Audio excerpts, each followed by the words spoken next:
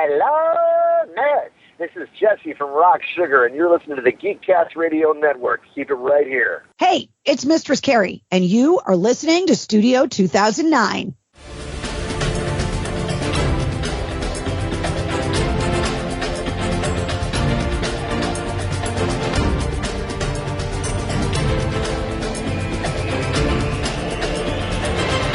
There's nothing wrong with your podcast player. Do not attempt to adjust the volume. Hello and welcome back into our studio. You are now inside Studio 2009. I'm, of course, TFG1Mike.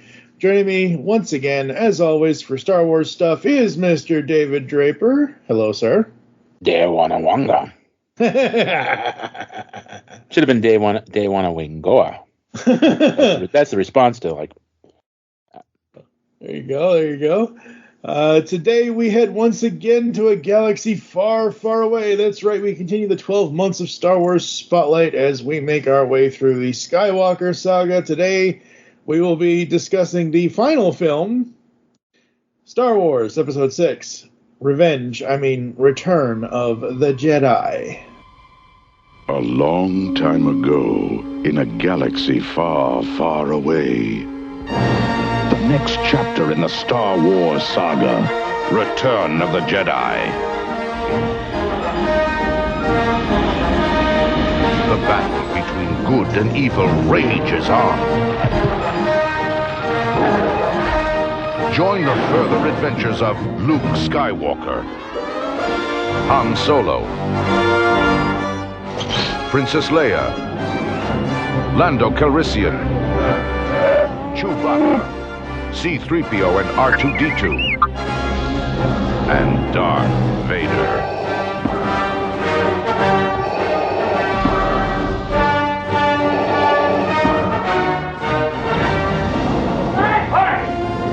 A journey to alien worlds. It's a trap. A rebellion against oppression. An epic of heroes and villains. An adventure as vast as the universe.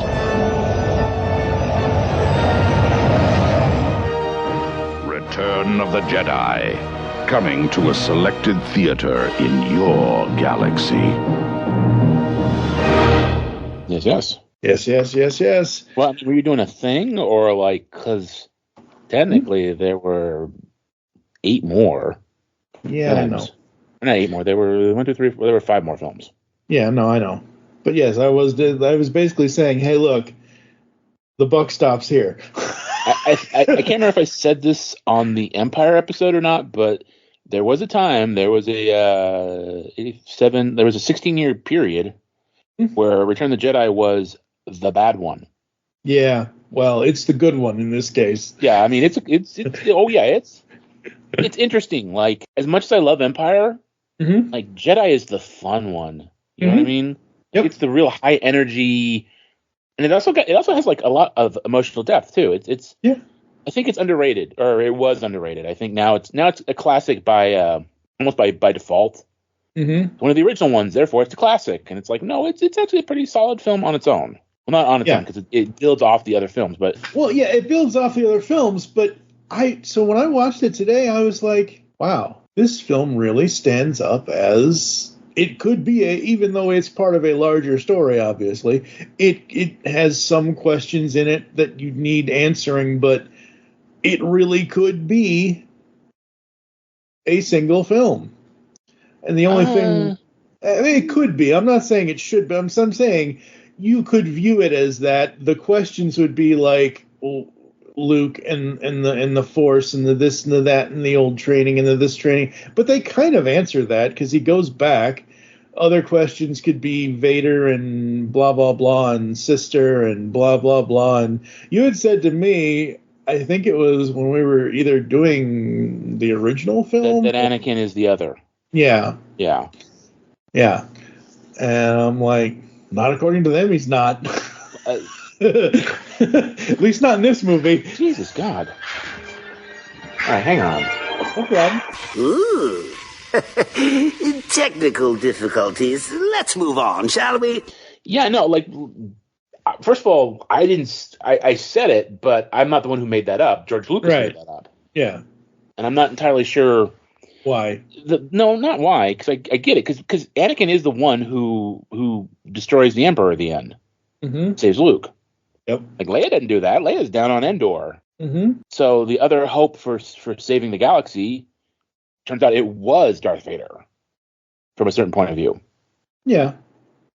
And it's also it's hard to tell, and I get it because I write, so I understand it. But it's also kind of like Lucas says something in one moment, and Lucas says something in another moment, and he says this was supposed to happen, and this happened. And the thing about writing is, even though some of the stuff he says is contradictory, it can be true. Yeah. Like, because the plans change, things change. It's like at one point the original script was about twins, and Leia was the hero, or the female twin was the hero, and the male twin was the captive. You know, the original script, Anakin was the main character. The original script was very close, had a lot of elements had very similar elements to Phantom Menace. So, but I'm just saying, like, he said, Leia was the other, Anakin was the other. Like, I think at any given moment, whether who Lucas said was the other could have been true. Like, whether or not the whole thing was supposed to revolve around Anakin or not from the start.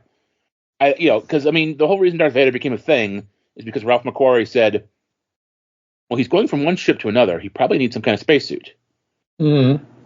Darth Vader in the original script was like a third tier bad guy. He wasn't even the main adversarial enemy. Oh, wow.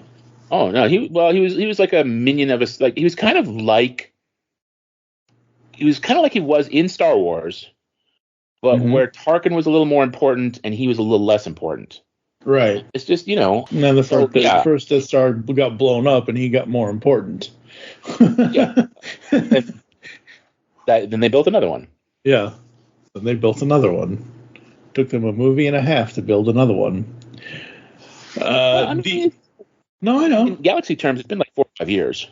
True. Yeah. People that worked on this, directed by Richard Marquand, Lawrence Kasdan, George Lucas on screenplay, story by George, produced by Howard Kazanjian, starring Mark Hamill, Harrison Ford, Carrie Fisher, Billy D. Williams, Anthony Daniels, David Prowse, Kenny Baker, Peter Mayhew. Those that are not with us anymore rest in peace. Frank Oz. The music, obviously, John Williams. May 25th, 1983, 132 minutes. Yeah, that was a school day. Mm-hmm. I know that because I had to go to school. I was pissed. The budget for this movie was somewhere between $32.5 and $42.7 million, and the box office was $482 million. So it made its money back. Yeah, this is my favorite so far. It's always been my favorite, but out of everything I've seen to this point, it's definitely the favorite for me out of the original 6 films. You know what I mean when I say original. Yeah, I got you. 6. Yeah. But yeah, this has always been my favorite. Yeah, it's weird. Like, I love Empire, but I really enjoy Return of the Jedi. Mm-hmm. Like I said, it's the fun one. Because there's no heavy lifting. You know who Luke, you know who Leia is, you know who Han is, you know all this stuff, and you're just into the action almost immediately. Yep, it is by far the most action movie out of the 3 original trilogy movies, I would say. Empire is action filled, but it's not. This has action on every of the 3 set pieces that they use: Tatooine, the forest moon of Endor, and space. This has got the most action. Yeah. This is also, in the original draft, the final act. Famously, Lucas kind of chopped up the original script. Right. Which in the original final act, they were going to be buddies they were going to go to Kashyyyk and befriend the Wookiees. And there was going to be the big space battle against it. That's why there's a second Death Star, because the Death Star was always the MacGuffin that they had to destroy. Yep. It's just in the original script, all that stuff happened in one movie. And he kind of kept the Death Star part and blew that up. So he's like, well, I guess I got to build another one. Mm-hmm. Which I always go back and forth on that, because it's on the one hand, it feels cheap. On the, and it also kind of set a bad precedent for the franchise. Uh-huh. where like just like there's tons of planet-killing weapons, super weapons in the EU, and of course, Force Awakens, we have Starkiller Base. Yep. It's just like, but at the same time, I mean, like, why wouldn't you build another one? Yeah, like, people make fun of that fact, but it's like aside from that one design flaw, that you know about now, why wouldn't you like it? You almost won. Like that was the thing that always bugged me about like G.I. Joe, the old cartoon, is they always had these schemes that almost won, and then they like never go back to them. Yeah, it's like, well, just build another weather dominator, but make it better shielded. Yeah, exactly. And I like how this is still kind of under construction. Like they're still working on it. There's still this. There's still that. And I love the surprise that it's fully functional. Fully functional. Yeah, I absolutely love that because I love Lando's reaction. That blast didn't come from a Star Destroyer. That thing, the Death Star, that thing's operational. Like, oh man, Lando and the Falcon. Look, I love Han. I really do. Falcon is Han's ship. We've already been through all this when we talked about Solo and everything else and all the history of between Han and Lando. But I love seeing Lando and the Falcon. It's amazing. That's awesome. Because first of all, it gets the Falcon in there. It gets the Falcon the screen time it deserves for the ship that it is. And it allows Han to do stuff on the forest moon that you would probably never see him do if he was piloting the Falcon, because he would be up in space and somebody else would be down there trying to distract everybody and I gotta try and hotwire this thing. Oh man. That was like one little detail that I kind of love about the film is that R2 doesn't, he doesn't get to be a Deus Ex Machina and pull a resolution out of his ass. Like he gets nailed, so like they got to figure out another way to get the door open. Yeah, he gets fully electrocuted. Poor R2. Yeah.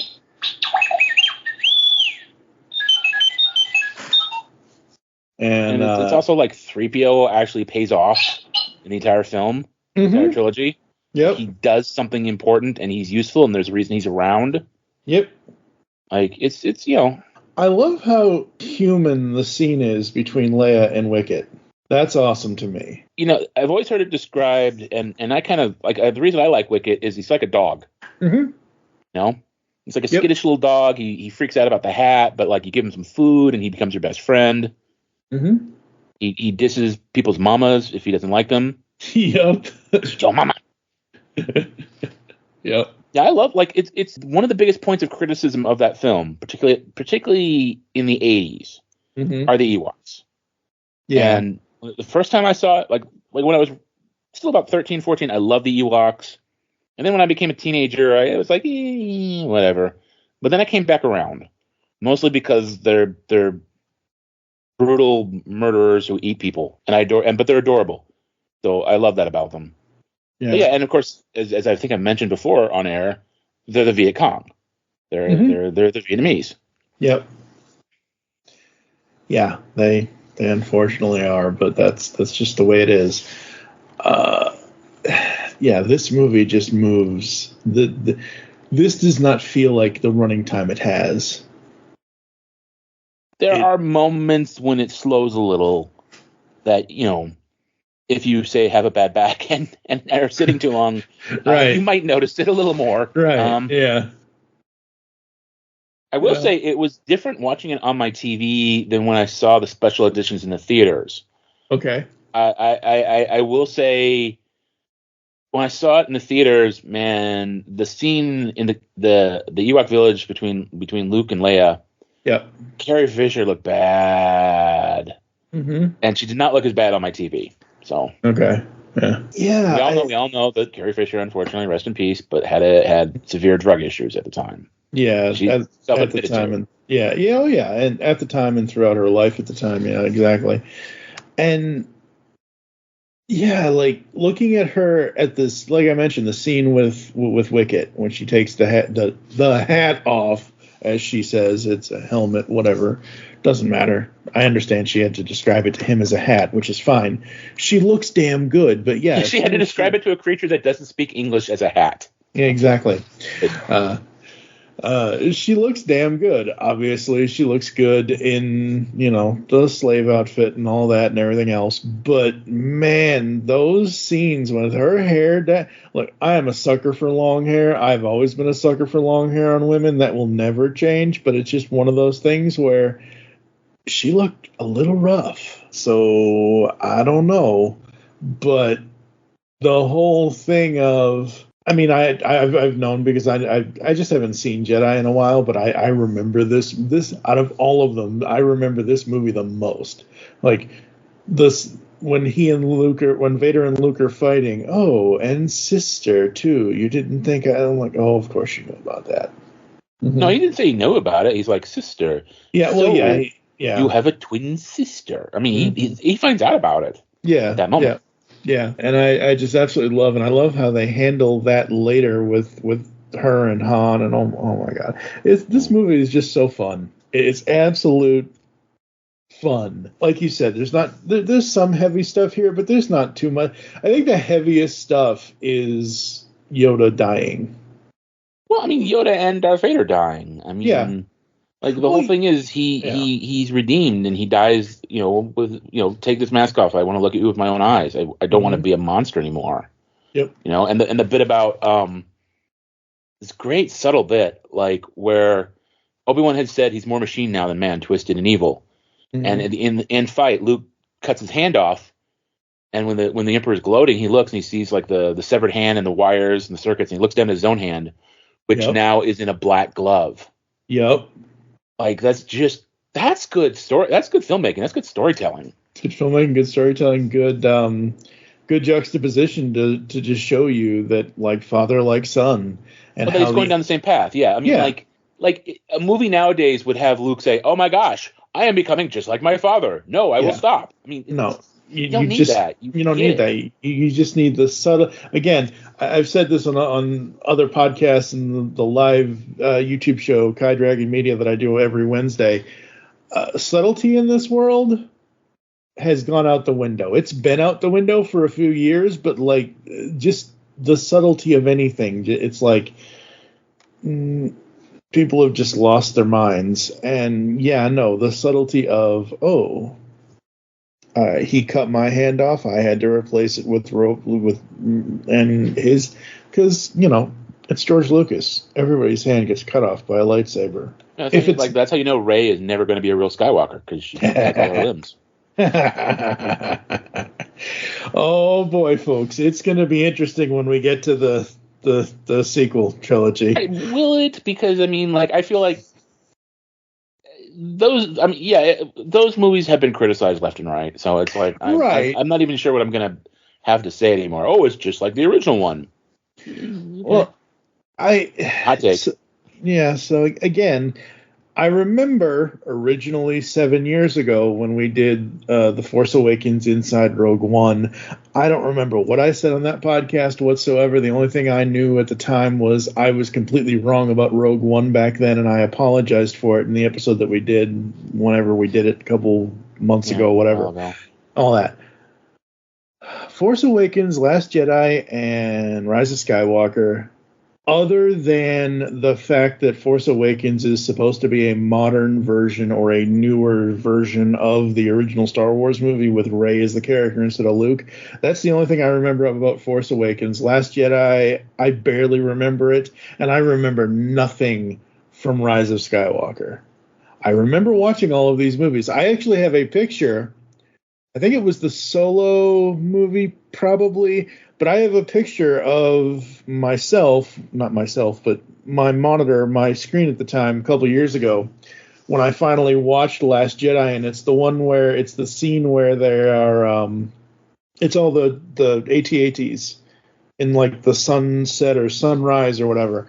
And I think I still have them, the Funko Pops of Han and Chewie from the Solo movie, because those are the ones that I had. And I just took a picture of the two of them in front of the monitor. So I remember watching Last Jedi.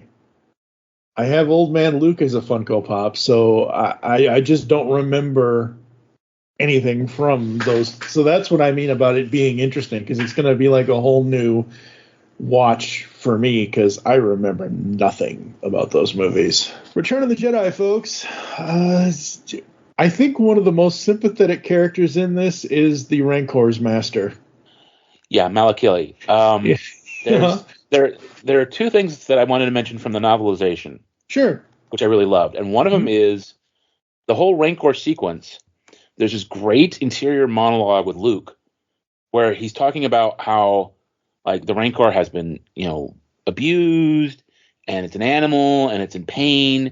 Mm-hmm. And if there were any way for him to be able to do it, he would much prefer to be able to reason with it and help it rather than kill it. He doesn't want to kill it, which is such a Jedi thing, for me. It's but he understands that this animal has been, hurt and used, and he can't save it. He's got to save himself, which is just a great moment. And then, of course, that moment with the Rancor Keeper is just because they put this little like dog noise when the Rancor dies, this whimper, and it's like everybody loves something. It's even in a galaxy far, far away, even in this fantasy universe, like people love their pets. It's so human. It's such a small touch, but so human and so relatable that it's just a brilliant little thing that they put in there that's really kind of played as like, particularly back in the day. I remember laughing. I think a lot of people laugh at that. The fat guy's crying, but then you lose a pet. Yeah, I think before you lose a pet, it's funny. The fat guy's crying. Yeah. Once you lose a pet, you are with that guy. Yeah, 110%.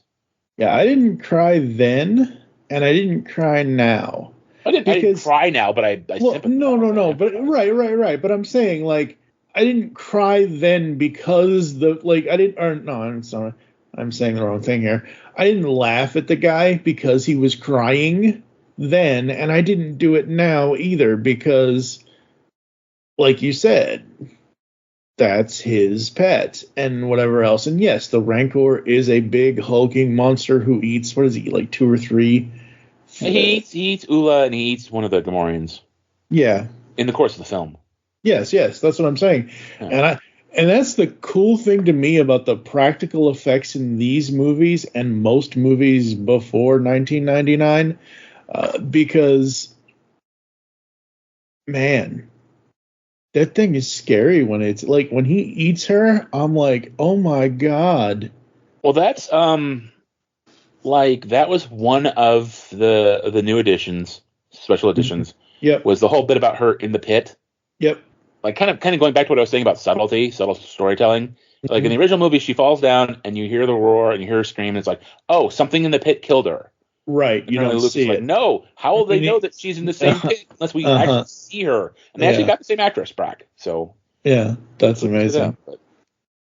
And she is a Twi'lek. She is the first Twi'lek we see, or that's second because we see Bib first. Yeah, we see Bib Fortuna which first. Which created the ultimate enigma of why are Twilight girls so hot and why are Twi'lek men so ugly? And of course, because I've watched so much other Star Wars animation since seeing this movie the last time that I watched it, which was sometime back in 2010, I guess I watched this the last time. And, Hera and all that. And it's like, oh, right, that's, gotcha. But no, this movie, man, it has everything that you could want in an action movie. It has stakes. It has some subtlety. It has even the special edition, even though they changed it. And I said to myself this morning at 4 a.m., I'm like, damn it, I wish I had a VCR right now that I could hook up to something because I have an original VHS copy of Return. I have an original VHS copy of all of them. But yeah, I mean, jeez, this movie.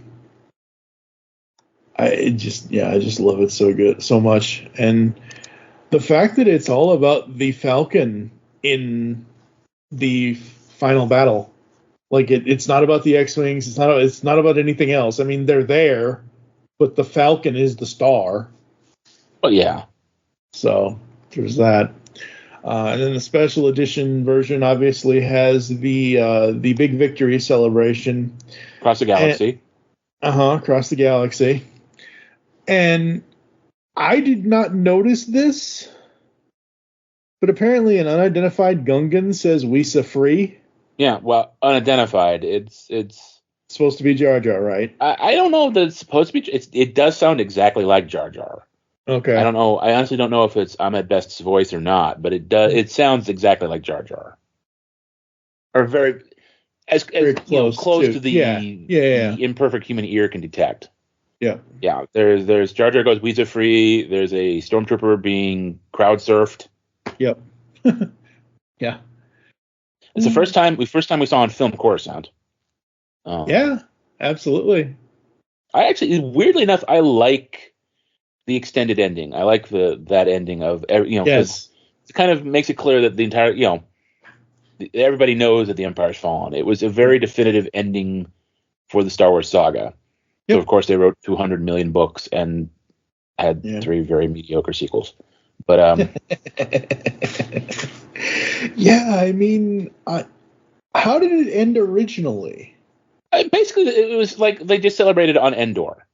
Okay, it was just the Endor celebration. Okay. Yeah, it was just the Endor celebration. The music was more the celebration song was started out as an Ewok song. Mm-hmm. Yocha, Icha Yocha, and then as it peaked at the end, it went into orchestral. Yeah. Wasn't always. Although I like that particular theme from the special editions. The final. Yeah, I theme. do too. Yeah. They re-released a couple of years ago. They did a remastered versions of all the scores for all 9 films, and I have them on Spotify. And I was listening to the Jedi score after I watched the movie, and the only thing I don't like is the Jabba's Palace Band song. Jedi Rocks, yeah. No, not Jedi Rocks. Oh, like Unique? Yes, that. Oh, wow. Nope. I do not like that. And Jedi Rocks is not actually on here, I don't think. At least not on Spotify anyway. That's weird. That's weird, but it is what it is. That should be the one that's on the current soundtrack, because that's the one from the current soundtrack. Yeah, it is what it is. But yeah, no, this movie is just so good, and well, the other thing from the novelization that I really love is during the end sequence, mm-hmm. And it's just a little, it's the last line of the book, right? Luke is looking at the spirits, and Leia comes and put her hand on his shoulder and pulls him back. Right. And the way the book ends is it says she pulls him back into the circle of light and love. Mm. And it's just I like that. Yeah. We get the shot of them all together, which is but it's just this idea that he's back into the circle of goodness and love, and it was like, I like that. Yeah. That's really good. I knew that Leia was impersonating Bosch, but up until this viewing and up until me doing the research for it, I did not know Bosch was an actual male bounty hunter character that had been used before.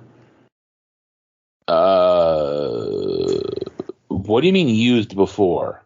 Well, he was a male. He was from Uba-4 who worked as he was an yeah. I mean the character exists in canon. Yes, but as an individual canon, as an individual character, but like he never appeared in any Star Wars media before Return of the Jedi. Okay, but that's what I'm saying. Like, I didn't realize that it wasn't like I've always thought of Leia. Yeah, I've always thought of Leia as Bosch. Bosch was basically her Batman kind of like. Gotcha, she's Bruce. Yeah.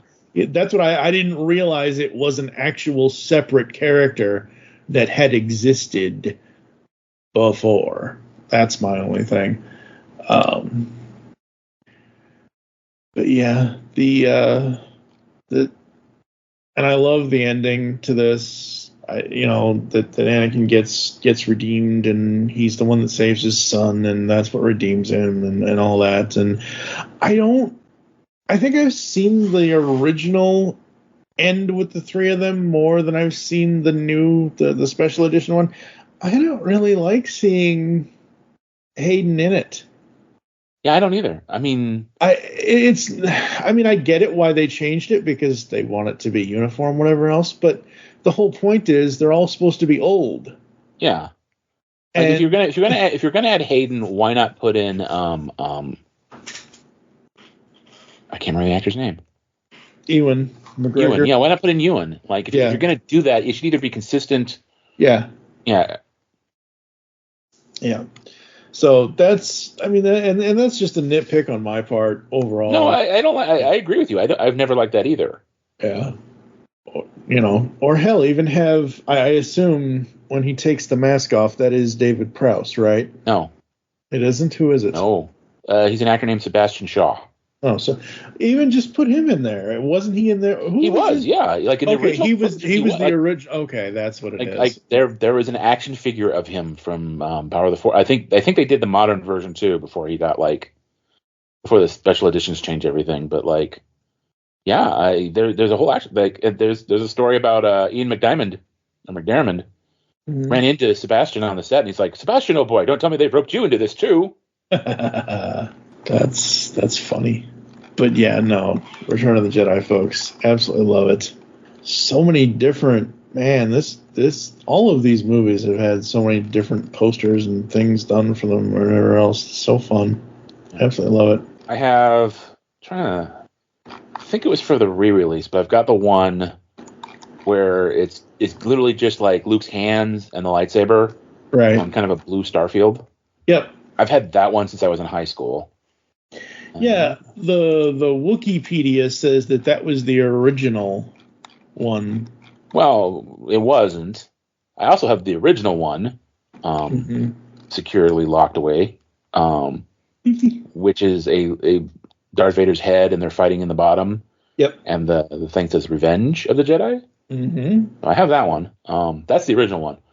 But yeah, and then I can't remember the other one is just like a big, it's a big collage of people. Yeah, so again, according to Wikipedia, it says under the thing that the one with the lightsaber and the moon and it's all blue, like it has a thing under it that says original movie poster, and then it goes down. If I scroll all the way down here, it goes to the 95 VHS edition, the 97 special edition, the 2004 DVD edition, the 2006 unaltered edition, which the unaltered edition is very similar to the original poster or the original VHS cover with Luke and Han and Leia with the Death Star there. There's one 2005 Blu-ray Steelbook, which is the Emperor. The 2019 re-release cover, which is all green and Luke and Han and Leia with Yoda and Jabba and everybody. And then there's the 2023 40th anniversary theatrical run poster. That's interesting. I don't remember seeing that.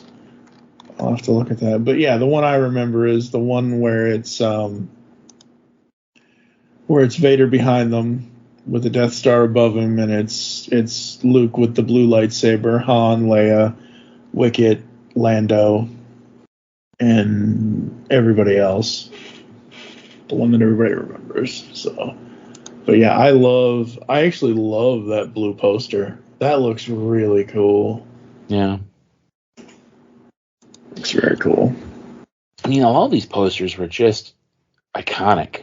Yeah. Yeah, absolutely. It's weird. Like I almost don't even look at posters today. They're just always kind of generic and boring. But those Star Wars posters were like, and then the Raiders ones too were just iconic. Like those images. I gotta find out who did I'll have to see if I can look in the Wikipedia. Drew. Right, but I'm saying like the new. Did he do the new 40th one? I don't know if he did the... I don't know about the 40th one. I know he did... I think he did some of the new Disney ones. I'll send this to you in Skype, so you should be able to see it, and I will edit this part out, but that's the one... Oh, that I don't know. Yeah, see, that's what I'm wondering, if Drew did that one. That doesn't look like his... I don't know. But that looks really cool. Like, I like that. There's somewhere, I don't know if they have Jedi, or there's some other artist that we'll talk about later. But yeah, no, the posters for all of these movies are so great, and like you said, Drew Struzan did a lot of posters way back when for all movies. Not just he wasn't just it was everything. No, I get that, but. And it's just so fun. Anything else? Anything about the plot? Anything about the effects? Anything that we need to discuss further on Jedi, sir? I mean, I think some of the effects don't necessarily hold up all that well. Okay. I think the stuff that was revolutionary in '77 was starting to wear a little thin. Mm-hmm. But like. The point is you almost don't care. Yeah. Like because you're into the movie, you're into the storytelling that you don't, the speeder bike stuff doesn't really look, doesn't look like they're really zipping through trees on a speeder bike or even are being shot outside. But like they do the job. I don't know. Like I think aside from that, like I think everything else holds up really well. And I was just kind of thinking about, like, why does this one work and, like, Rise of Skywalker doesn't? And it's like, it's because this one is everything's paying off. Right. All the heavy lifting, like, even the new characters, like the Emperor and Jabba, have been set up. Mm-hmm. Like, it's all set up. It's all, like, the new characters that you don't know are, like, not really that important. Like Moff Jerjad, he's just some dude. And whereas with Rise of Skywalker, it was doubly handicapped because they were tap dancing at triple speed to try to fix everything that had been screwed up in Last Jedi. Yeah. So that whole film is just like a cramped mess of stuff. Jeez, that's not good. But it's just so weird that like you go back and you watch these old films and it all seems so easy. So I mean, I know it was hard work to make that film. But like they did that in 1983. Yeah. It's like you think about like they went to the moon in 1971. Yep. And like it's just like and it's all about storytelling. The thing that holds up is the easiest thing to do, and yet just most movies nowadays are just not like watchable, almost not watchable. They're just bad. They're just lame. They're quickly processed junk that you can just consume and throw away without even a second thought. Yeah. I mean, not that there aren't things that like are good, but most of them are just kind of junky. Yeah, well, Hollywood, and you and I haven't talked about this, but I've talked about this on other shows. Hollywood is broken. Hollywood is all about that intellectual property. Yes. We have Star Wars, we have Marvel, we have DC, and DC is going to supposedly be righting the ship now, but we've got that. We've got Transformers, we've got I don't even want to mention G.I. Joe because that's a whole other nightmare fueled thing. We have all these intellectual properties that the companies want to keep up, and like we've got Beverly Hills Cop 4, which finally, thank God, because we've been hearing about that for years, and we know why it wasn't made for years up until the point of where Eddie Murphy always said, I will not do a fourth movie unless it is really, really good, and we are finally going to be getting that at some point this year on Netflix. The other one that was just announced, what the hell was it? The fourth film for something. Oh, what was it? Damn it, I forget. I'm old. But yeah, I mean, like, that's what Hollywood's relying on. Hollywood's relying on, as much as I love nostalgia and I'm all about the nostalgia, they are relying on it, and they don't give, I've said this thousands of times, nothing is given a chance. Nothing, like television shows specifically, but television has almost always been that way, where you have to get very short trial run if you don't make, like, there was a rare period I know in the 80s where like Brandon Tartikoff like fought for certain shows that he liked, which is how we got Seen Elsewhere, and I think how we got Cheers. But yeah, because these things are so expensive. Like, they're expensive to make, so you gotta like. I think that's another part of the problem is the Marvel movies skewed the formula, because once you make $1 billion for something, suddenly you want to make another $1 billion, but it costs money to make those movies. So you're spending $200-300 million on a movie, like if it don't make $1 billion, you're in trouble, and a lot of these movies aren't, and it doesn't seem like they're. And also, like I feel like I've been hearing a lot. Personally, I'm getting a little burned out on nostalgia. But I've really kind of felt bad these last couple of years, like particularly before the pandemic, because like I think about like the kind of movies my mom would like, right, and they're not the Avengers, she liked Iron Man, but like, our stuff kind of took over. I feel bad that generation, the millennials and the Generation X or Generation Z. Don't really have their own, like they're getting force fed our stuff.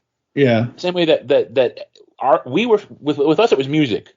Yeah. We were always getting the 60s music stuff down our throats. And they don't like the one original franchise that's really come out in the last 10 years was John Wick, and they've had 4 of them. Yeah. It's like they get one kind of original thing and it's just run into the ground immediately. Well, I don't think that John Wick has been run into the ground. They had 4 movies, Mike. Yes, it had 4 movies, Dave. I understand that, but they were good movies. I think some of them were better than others. I think the first one and the last one I think were really good. Okay, I can't say anything about the 4th one because I haven't seen it yet. I want to see it eventually, and we are eventually going to do it on the shows at some point or another. But a buddy of mine, Michael Powers, Booth Ninja 81, he had said. That's how I first found out about John Wick, and he was like, yeah, it takes place over like whatever the timeline is in the first 3 movies. I forget what it is, but like takes place over this certain set of. I'm like, oh, that's interesting. Icon, and it's Keanu Reeves. I like Keanu Reeves. Fine. Obviously, Lawrence Fishburne comes in at one point or another, et cetera, et cetera. And I like the first 3 movies. I've only seen the second one once, and I don't necessarily remember it super well. And the third one I felt kind of got a little out of. It started getting messy. It started getting like spread out all over the place, and I don't know. The first one was very simple and cool, and you could relate to it. And then they were like, it was all world building, and it just got complicated. I like the most reason I like the 4th one is because Donnie Yen's in it. Right. Basically playing the exact same character from Rogue One. So yeah, they had me on board on that one. But but again, it's like there's Fast and the Furious. Like those are the only real new franchises in the last. Again, if you're gonna say that 10 movies didn't run that one into the ground, I was gonna say hopefully that's done. Yeah, because I don't even remember watching 9, and I haven't seen 10 yet. I have only seen a bit of the opening of part 2. So yeah, but it's just like I feel bad that these people don't have their own thing, and like because like at some point like I might not even like it very much, but like as a nerd who grew up in the 80s, that's the thing. Like science fiction TV shows, like you got maybe 2 episodes, and then it was canceled. It's not like it is now. Now I've got like all the stuff I could ever want.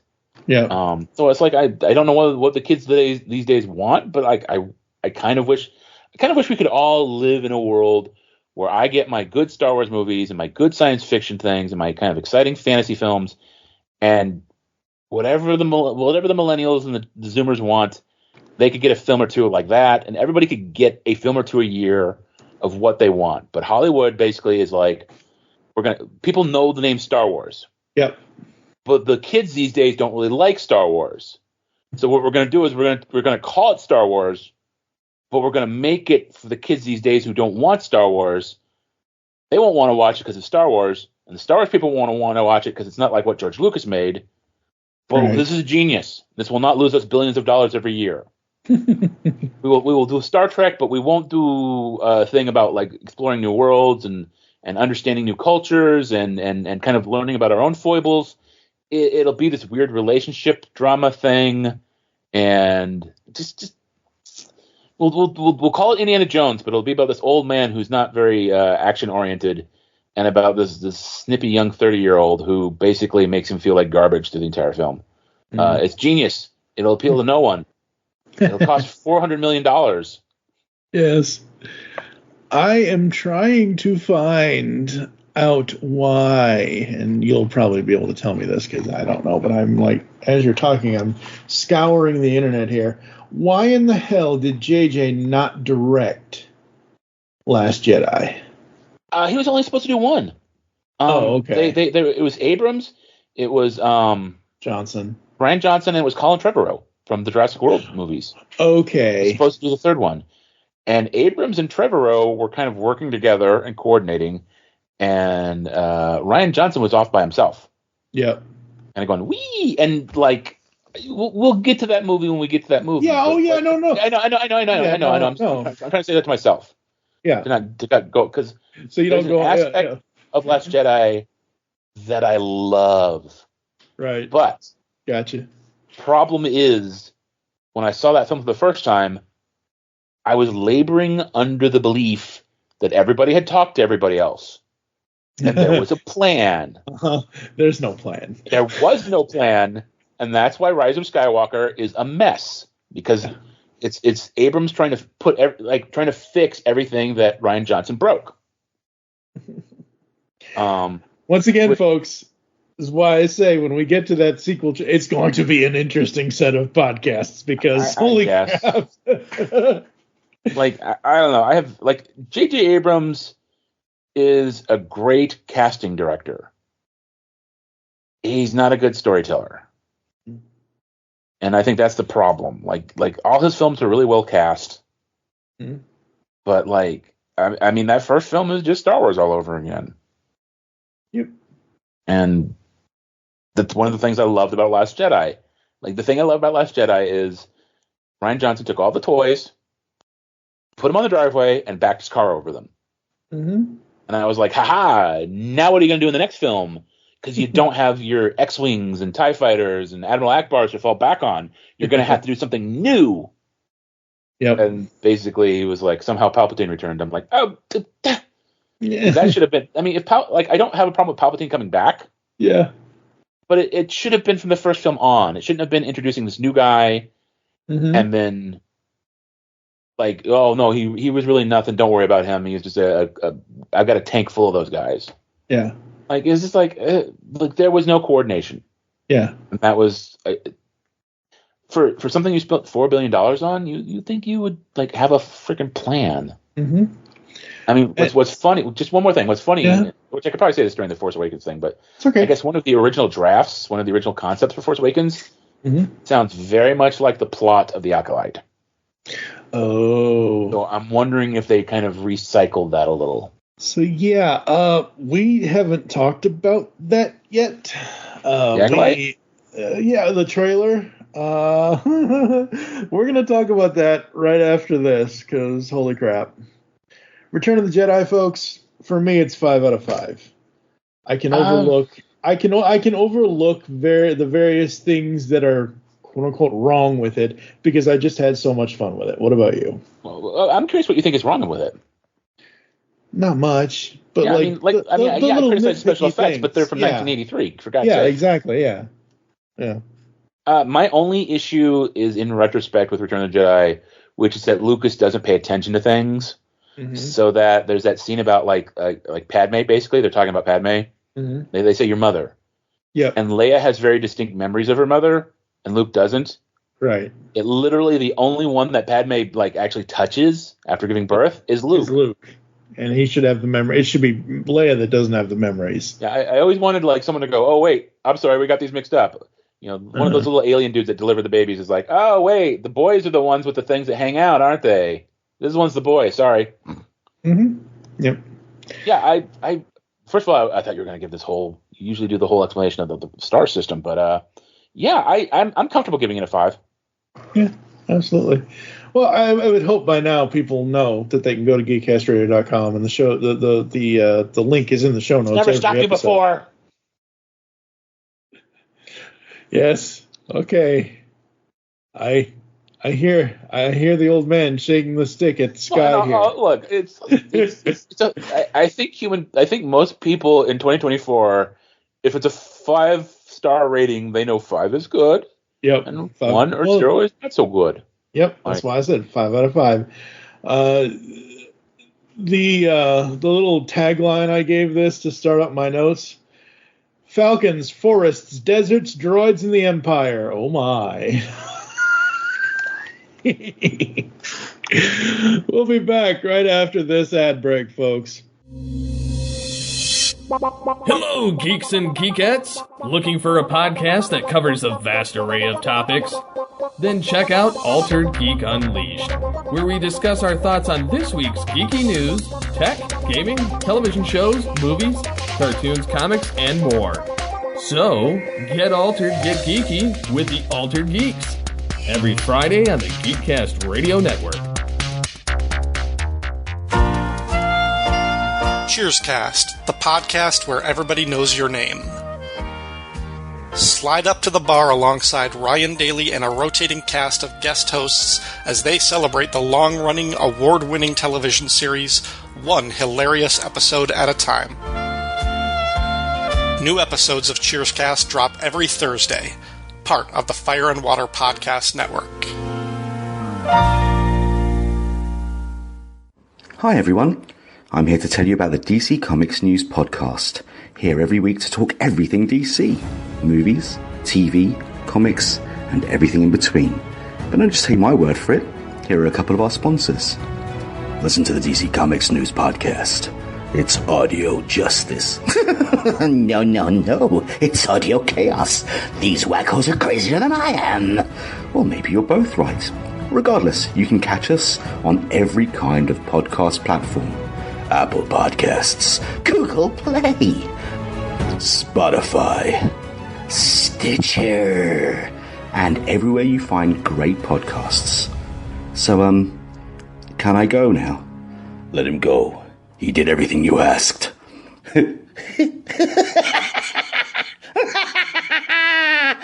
No. Hey, toy fans, this is John, also known as Iacon Dispatch. You can find me on pretty much every social network at Iacon Dispatch, where I share cool Transformers and Star Wars stuff that I like.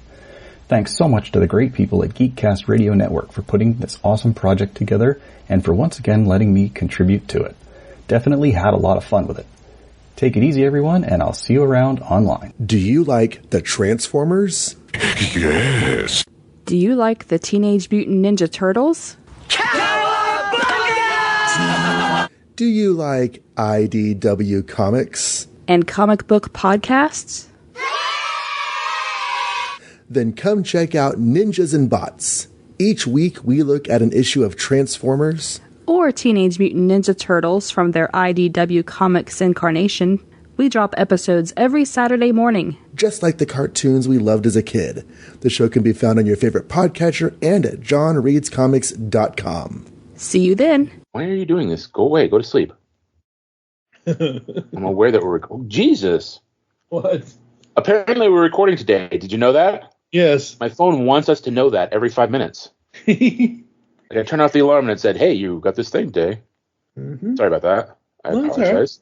No problem. Epic fail. All right, folks, we are back here inside Studio 2009. We'll probably do this next because we've got stuff in between. We're not going directly to the sequel trilogy, folks. Yeah, we're doing it in order, so it would be Mandalorian. Yes, exactly. So the next part of 12 Months of Star Wars is Mando Season 1, Season 2, Boba Fett. Oh, God, that's going to be horrible. And then Mando Season 3. But yeah, so those are the next Star Wars things for us. And like I said before, next episode, Dave and I are going to do Raiders of the Lost Ark and Jurassic Park, the Lost World, or Lost World Jurassic Park, however the hell it's pronounced. But I did want to quickly just say about JJ, he's got some. I can't believe he hasn't actually directed any films since 2019. Rise of Skywalker was the and his TV stuff. The only thing he's got is something called Duster, but that's TBA. But I mean, the man has between Felicity, Alias, and Lost, I mean, there you go. And, you know, you count Fringe and some other things that he's done. He's got a good, decent career as a creator, director, writer, whatever. But yeah. Any final thoughts from you, sir, on Return of the Jedi or where we are in the Star Wars canon as of now? I think looking back, there's been some highlights since Return of the Jedi, but I almost, particularly since Lucas kind of owned it himself and didn't necessarily have to give into the Hollywood pressure of keeping things going. Right. I almost wish it had kind of stopped. I think there's something to be said for a satisfying ending and walking away. Yeah. Absolutely. My final thoughts are, man, the person they got to direct this thing for Return of the Jedi, holy crap. Unfortunately, he only lived to the age of 49, but Richard Marquand was the director, and he directed films such as 1978's The Legacy, 1979's The Birth of the Beatles, 81's Eye of the Needle, 83's Return of the Jedi, 84's Until September, 85's Jagged Edge, and 87's Hearts of Fire. And he actually passed away just before his 50th birthday in September of 1987. Well, you know who Lucas was trying to get to direct Return of the Jedi? No, who? Well, I mean, first of all, he wanted Spielberg, but, right?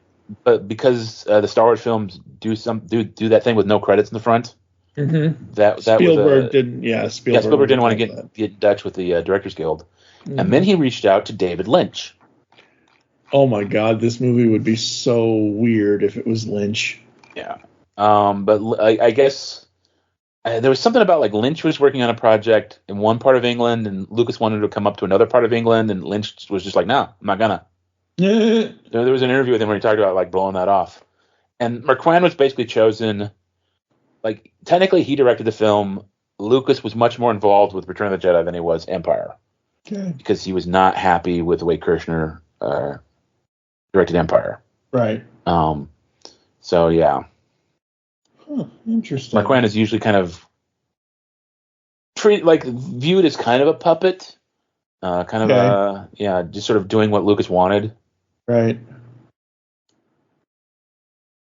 Like I said, I think the movie overall is very good. Yeah. I think the direction is done very well. And what I love about going through all this Star Wars stuff is seeing how much or how little George has involved into it because it's his own thing, and seeing who they get to, yes, it's all about the writing. Yes, it's all about the story. Yes, it's all about how the actors act out that story.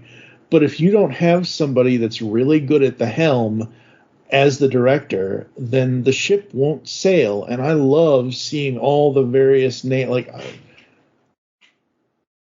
I just love doing all that kind of research with all these old movies and stuff like that. I just absolutely love that kind of stuff. Well, I mean, like the prequels are the most pure George Lucas Star Wars movies, because with the original ones, there were always compromises he had to make. You know, the first one, he wasn't George Lucas yet. He was, he'd had American Graffiti under his belt. Yep. He people knew who he was, but he wasn't, George Lucas, Hollywood icon. He couldn't do whatever he wanted. And frankly, if Alan Ladd hadn't championed the project, he wouldn't have had a film at all. Right. And then with Empire, I know he wanted to do that by himself, but it just started to cost too much, so he had to go to the studio. He had to go to 20th Century, which he hated doing. He hated working with the studios. And then, because he had a heart attack, I believe, he had to get Kirshner to direct for him.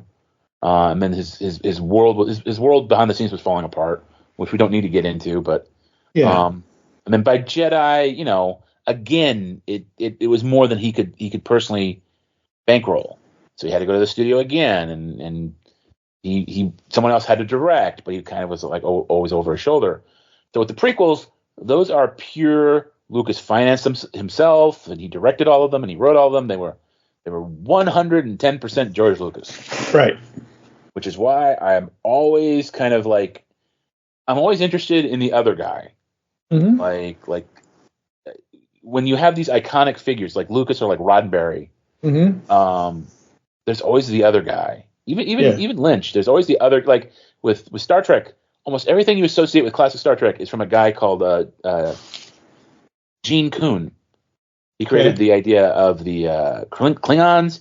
He didn't create the Federation, I don't think. He might have created the Federation, but I know he did the Prime Directive. Like there's always this other guy who takes the idea and refines it.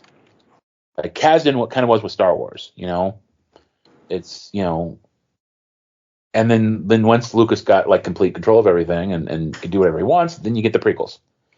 Then you get, people in the old timey movies that I like to watch, they always were kind of very dramatic. So just broadcast to the back seats, please. Don't show too much emotion. Like just because in the movies I like, nobody showed a lot of emotion. There was always this funny character who was like a cook or something else. He was never the white guy, but he was always very funny and very cowardly, and that's what you're gonna be. Yeah, that's not gonna play in like the 90s, right? You get that it wasn't a coincidence that he wasn't the white guy. Yeah. No, he's a pink alien, so nobody's going to be offended. Yeah. Okay, George. Okay, George. That's right. Okay, George. Yeah, there's a lot of okay, George. Like there's some great behind the scenes footage of okay, Georges. Yeah. What was that guy's name? Gene something? Gene Kuhn. Gene Coon. Genecoon. Okay. Interesting. Yeah, I'm gonna have to look into him because he wasn't involved with I think he's probably dead by Next Generation, but like that first season of Next Generation, that's pure Roddenberry. Yeah, July 8th of 73 is when the first Star Trek movie is pure Roddenberry. Yeah. And what's fascinating is I know this isn't the subject, but if you really think about that first Star Trek movie, it's Next Generation, the original cast. Oh yeah. Yep. Like down to, instead of Riker is Decker, instead of what's her name, Troy, it's Ilea, right? I had the younger guy who's the second in command who had a relationship with an alien girl with empathic powers, and now they're back together again on the bridge, and that's a holdover from Phase 2. Yeah, absolutely. But Return of the Jedi, folks. Yes, Return of the Jedi. I guess it's a great film. It's a classic film. Mm-hmm. If you haven't seen it yet, you like fantasy films, like space fantasy films, you should see it. Absolutely. All right, folks, we are going to get the heck out of here. Thank you for joining us here inside the studio. If you'd like to get in contact with us, leave feedback for the show, there are several ways to do so. Visit the website, geekcastradio.com, where you can listen to and comment on all of our content. Send an email to feedback@geekcastradio.com. You can check us out on all the podcasting clients you choose to use. I prefer Spotify, but that's just me. You can follow us on X at Geekcast Radio, at its ITS Studio 2009, all one word. I am at TFG1Mike. Dave doesn't do Twitter. No. Become a fan of Facebook. Go to facebook.com/Geekcast Radio Network. You can also check out Studio 2009 over there, as well as joining the Toy World Order fans group, which is where you can interact with Dave on Facebook. Join us next time when we will be going through the Raiders of the Lost World. We are doing a double feature, folks, because I've never seen either film, Raiders of the Lost Ark and Jurassic Park, The Lost World, or Lost World Jurassic Park, however they want to say it. But Dave was kind of shocked. I'm like, I was 9 when Last Crusade came out. Last Crusade, for me as a kid, was the only Indiana Jones movie that mattered. I mean, bro, I was not born when Maltese Falcon came out, or Casablanca came out, or Gone with the Wind came out, or Errol Flynn's Robin Hood came out, or Captain Blood. Like, dude, that is such a weak-ass excuse, particularly in the modern age. I was too young. Well, they got this thing called video. And my mom literally at one point when I was a teenager rented most of these movies I just listed. And, because she realized I had never seen them because they weren't around when I was a kid. So I sat down one day and watched all these classic movies. Mm-hmm. Just like Lost World, I can understand because like that's not everybody's thing. Yeah. Raiders, come on, man, that's a classic. I don't deny it's a classic. I'm just saying I've never had until now any real reason to go and watch it because. Don't you love yourself? Don't you want to expose yourself to good things? Yes, and that's what we're doing. Next episode. Then you've had a reason. Well, yeah, now I did. I have it for the last. When did Raiders come out? 80? 81?